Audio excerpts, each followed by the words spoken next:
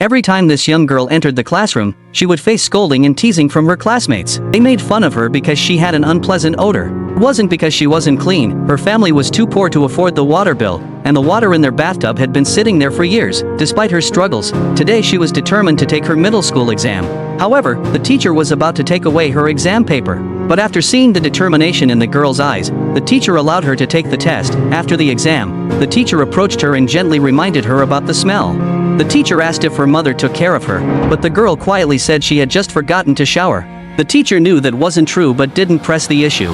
Instead, the teacher kindly offered her some clothes meant for her daughter and told her to use them after she bathed that evening. The teacher later checked her exam paper and saw that the girl had scored 100 points.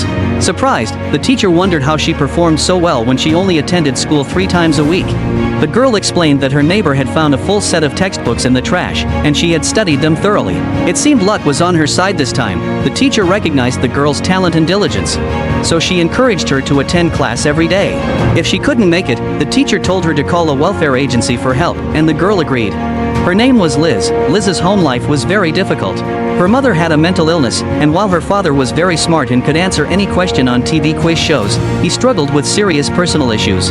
He was on medication and had a problem with alcoholism, leaving him little energy to care for his daughters. The family's only income came from government assistance, which was often misused by Liz's mother. When Liz was hungry, she sometimes had to eat food from the trash to survive.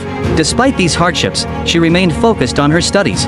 After school one day, she proudly showed her mother her test paper, but her mother didn't celebrate with her.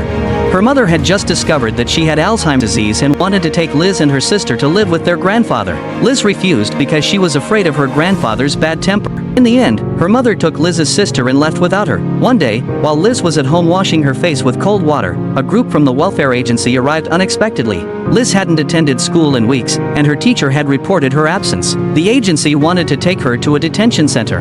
Liz tried to explain that her father would take care of her and that she would return to school, but her father started packing her things, showing he didn't want her to stay. Heartbroken, Liz realized she had been abandoned. Liz was taken to the detention center, and it turned out to be much harsher than she had anticipated.